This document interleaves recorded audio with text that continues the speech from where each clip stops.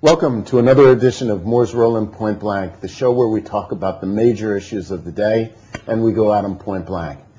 Tonight we have a very different program for you. We're going to take it to a higher level. We're going to take it to a spiritual level. We're going to take it to a religious and ethical and cultural level. And who better to do that with than Romo Franz Magnus Usena, the noted scholar on Javanese culture, on religious matters, and on business ethics in this country.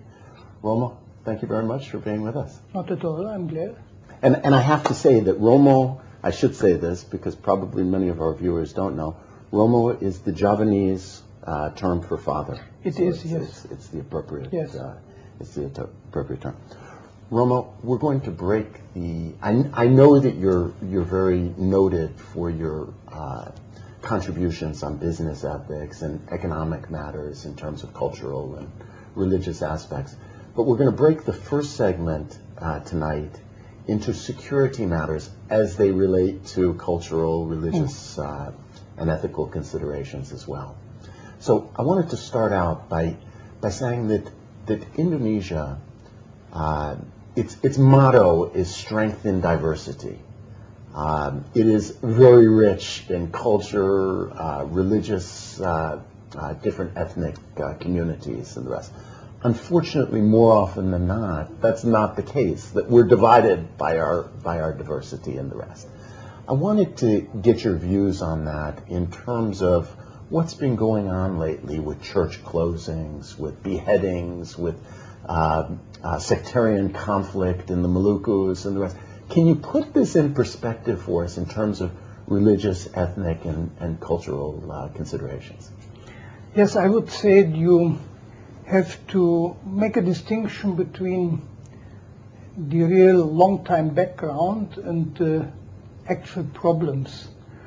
Of course, Indonesia is now only 60 years old, and you cannot expect a country that huge just developing in a straight way to a Western democracy. So there must be all kind of contra negative developments. Especially Indonesia is undergoing an extremely all-encompassing social change, throwing people out of their traditional ways of life, so having in the cities maybe only pure competition as the only law, so this makes for conflicts, and this we are experiencing. Now if you take it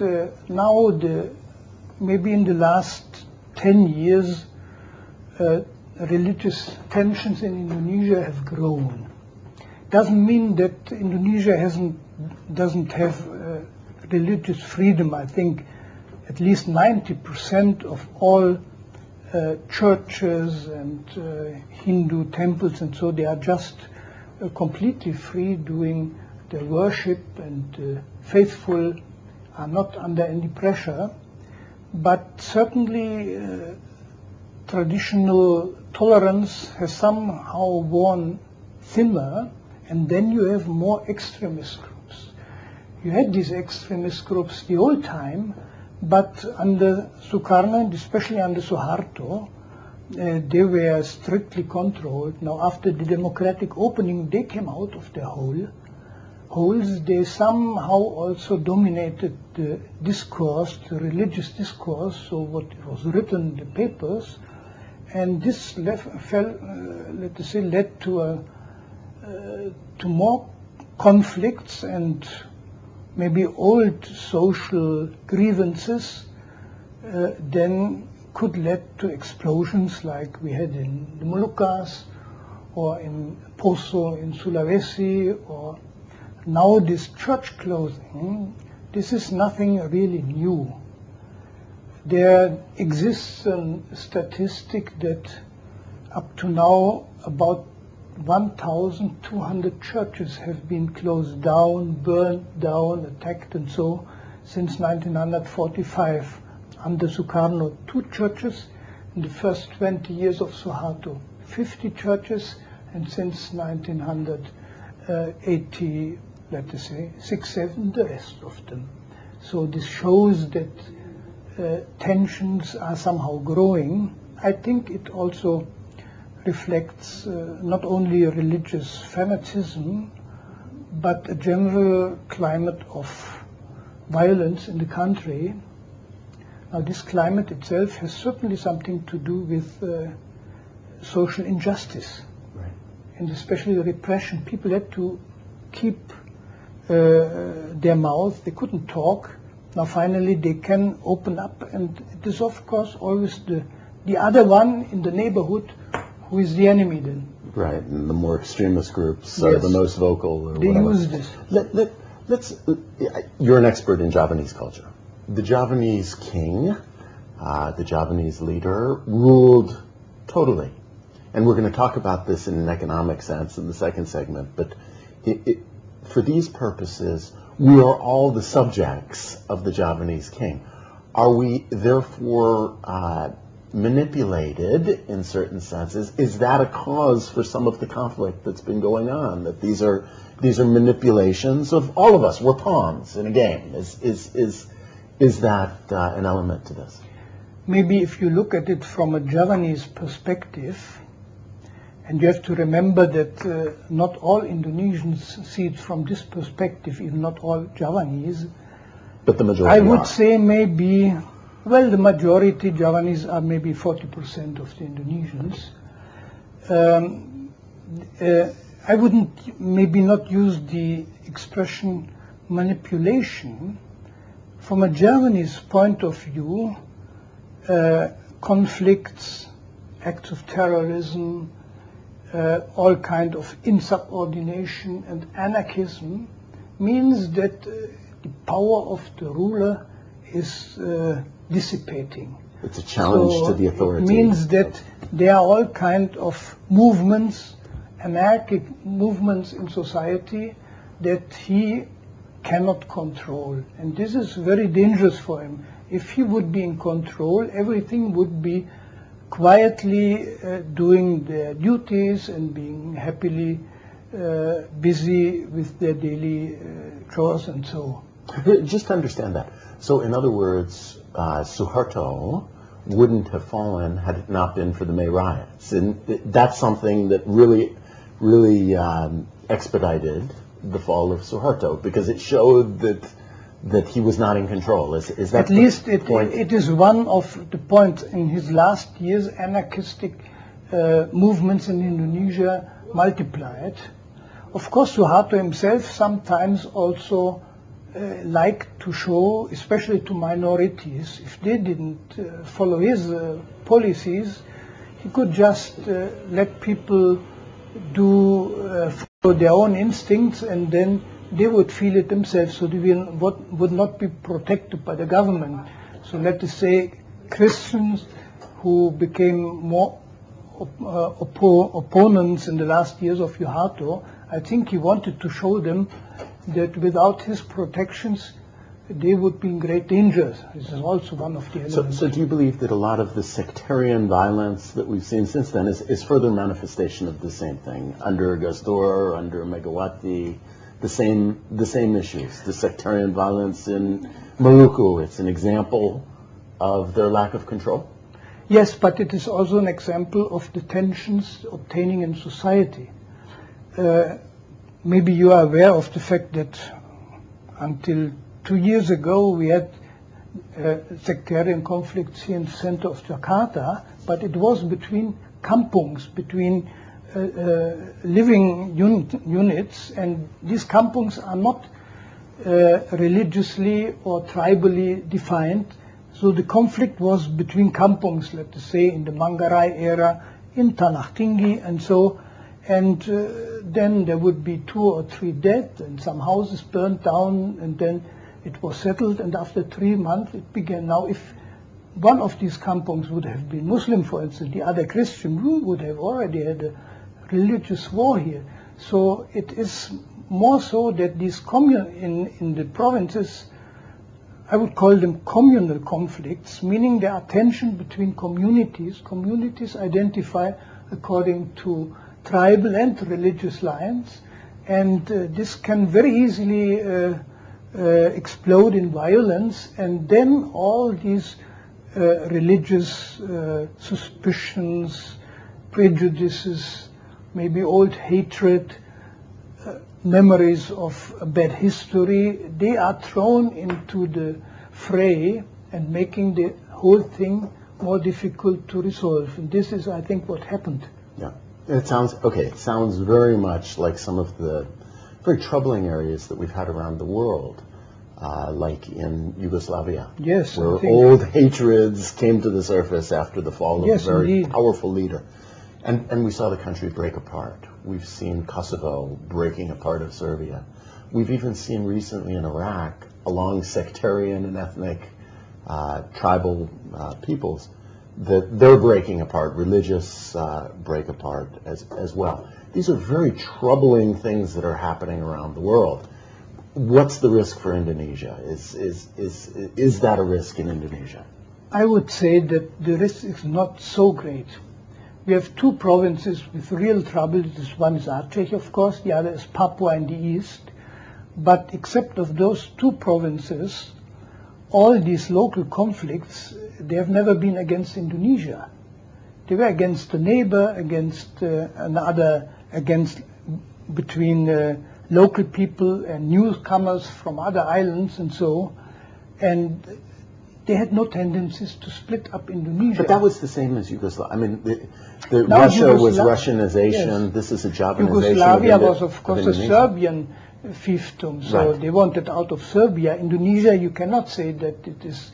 It's a Javanese fiefdom. No, I wouldn't say it is.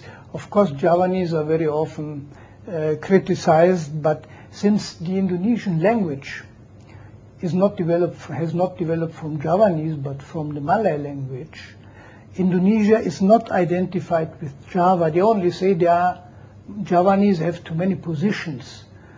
And this is, of course, something which has to be taken into account. But in my opinion, Indonesians have never looked at Indonesia as something Javanese.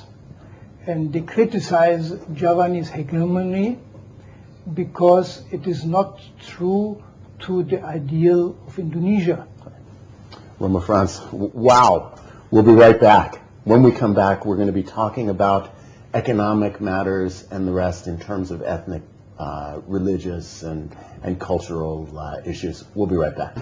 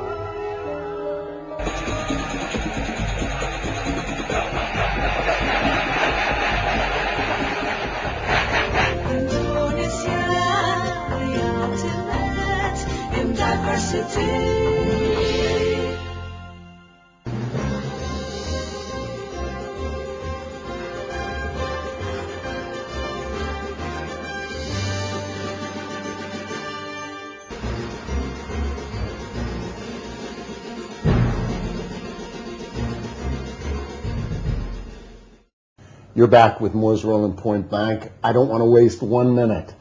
Father Romo Franz, I want to get into the economic side of these issues. And I know you've written several books and are a noted scholar on Javanese culture and the rest. I want to talk about it in a business sense. We've had people on our show in the past, in fact, the chairman of NU told us about the old Javanese rulers and how certainly everything in the country was theirs, right? So it was theirs for the taking. A state-owned enterprise president, it's his company. He's allowed to take whatever he needs from that. Very foreign to me, very foreign to many of us. Can you explain this for us? Well, a Javanese ruler regards himself and is regarded by his people as somehow channeling metaphysical power that pervades the universe through himself, so that everything that happens in his country happens through him. He is the source of all power, of all life, of all movement. And There's so, nothing religious to this, right? Oh, it is. It is a divine power. So Javanese rulers are regarded as more than human persons. They have a special contact to the other world, so you shouldn't cross them. And for them, the idea that there are certain rights to be respected and so doesn't make sense, because all this comes from the ruler.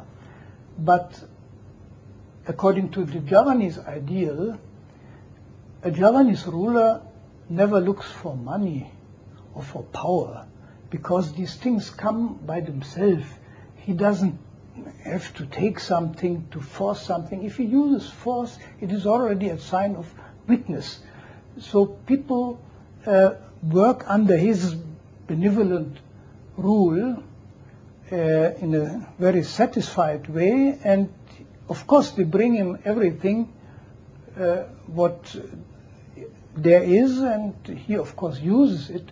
But if he gets, for instance, greedy, the Javanese have a word, mata duvitam, then it is a sign that his powers are no longer beginning to become shaking. This was a point with Suharto. I think the main point in population was they were seeing he and his family become greedy. While he has the whole country, why must he become greedy? So his power, they were waiting for the moment when his power was gone and it would show. Right. So he doesn't need No. to take. He shouldn't. People want to give to Yes. him, right? It's a very He different. should be very generous. It's a very Yes. different line, isn't it? Then, because corruption, for instance, is normally involved with me taking. But if somebody gives a gift, it really is. I mean, it isn't, in the totality of it, but it's a different thing. But of course, Certainly. if you want to understand Indonesian business, and I do not understand much, I'm not at all an expert on Indonesian business, but you would have to enter the complicated network of Chinese businessmen, Indonesian, let us say military and so, that nominally lead a business, and how this is connected with the central power. This was the situation under Suharto. So And it's very Japanese. the business That's very leader Japanese. himself maybe was a Chinese who didn't look at himself in any Javanese way. It was more Javanese in the sense that the king does all kinds of relations working together. One of the Javanese ideas of powers is to co-opt other powers. So if you have people with a special business acumen, a Javanese king would co-opt them, would try to work together, use his powers to enhance his powers, maybe on a mutual place. So you have what in Indonesia they call collusion, Right. which is close to corruption. Right. And this was the situation, especially under Suharto. Maybe now it's not much better. Right. Okay. You talk a lot about ethics in business, and of course there's a lot of different types of ethics. Lately we've had very high inflation, and so there has to be a humanitarian ethical response to that. We have to raise people's salaries. We have to raise the minimum wage and the rest. There's environmental ethics, and these all relate to business. There's we can't ruin the environment for our children, for our brothers and our sisters. We can't do that. But how do you balance all of that with the need that a business is supposed to make money? Yes. Now let us keep the environment for a moment at the side. Not that it is not extremely important, but it is, I'm afraid, not yet really in the hearts of many Indonesians. Or people anywhere in the world. But the social thing, Unfortunately. of course, is the question of how much to pay you to your workers. Now, I would say the most important thing is what has always been forgotten since Suharto times is people in Indonesia, they do not demand much, but they demand a certain basic justice or solidarity. They acknowledge easily that people above live in luxury in completely other way. The only point where they get violent and angry is if these people then annihilate them by, for instance, putting them out of their houses or giving so little that they cannot pay for school and for a bit of medicine. So they want to feel that the patron, they are the clients, the patron lets them live and wants them to live. Now this is the point. This was very weak in Indonesia. I think this basic social contract has been broken by, in the eyes of many Indonesians, shameless enrichment of the rich people. Just look at the difference between what you can see in Jakarta. And the answer is not that, for instance, a kind of equalizing, but the state and what's this, business thing, they should be done in such a way that in Indonesia called small people, let's say the people, can live. Not much, but a little bit. Now, what it means in economic terms, I do not know, but I'm convinced this is possible. I'm not convinced that the laborers has to be paid so little that they cannot live from it. Right. And I guess that's everywhere in the world. Yes. In fact, we're seeing, we see the same things in Western countries where CEOs are paid totally out of context with what workers pay. You know, I want to carry on from this ethical context and the rest. Our firm, we're in the accounting business. We have to be ethical. We have to be integral people in our business, and the profession has come under a lot of scrutiny in more recent years. So ethics and integrity is a very important thing to me. I look at the response in Indonesia, in the world, and we try to legislate it, we try to educate it and the rest. But don't we all need, and this is, I'm talking to you as Romo now, don't we need the father figure, the God that's watching over us and saying, no, you better not do wrong, otherwise you're going to go to a place that you don't want to go to. Don't we need that in our lives to keep us on the straight and narrow? I'm not so sure. I think the important thing in Indonesia now is that people develop a kind of self-respect, that they develop integrity, what in Indonesian you would call honesty, the kejujuran, that develop integrity as part of a grown-up, settled personality who has his or her principles in doing things. Doesn't mean always honest and doesn't mean not clever, but it must come from an internal sense of certain personal power. It cannot come just from being afraid of going to hell. And of course, our religious preachers, they do not talk about integrity in business. Maybe they talk about not stealing and not lying and not deceiving. But the problem, as you know, in business is you don't call all kind of corruptive practices stealing and cheating. It is kind of doing a project, doing business and so it is the religious preaching is almost irrelevant. Of course it should be relevant, but according to myself we should develop conditions where people themselves are convinced that the competent way of doing business, of being a modern person is itself an ideal, is to have a certain decency, a certain integrity. Maybe you can be harsh, you don't have to be a weak person, but from their own self-assessment.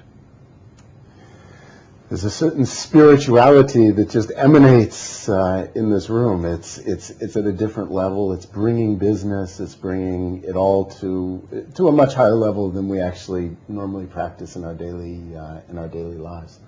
Roma, thank you very much for being with us. We appreciate it, and hope you'll join us again on other occasions, because there's just too little time for this issue. Thank you very much. Thank you. And don't forget to join us next week for another edition of Moore's Roland Point Blank.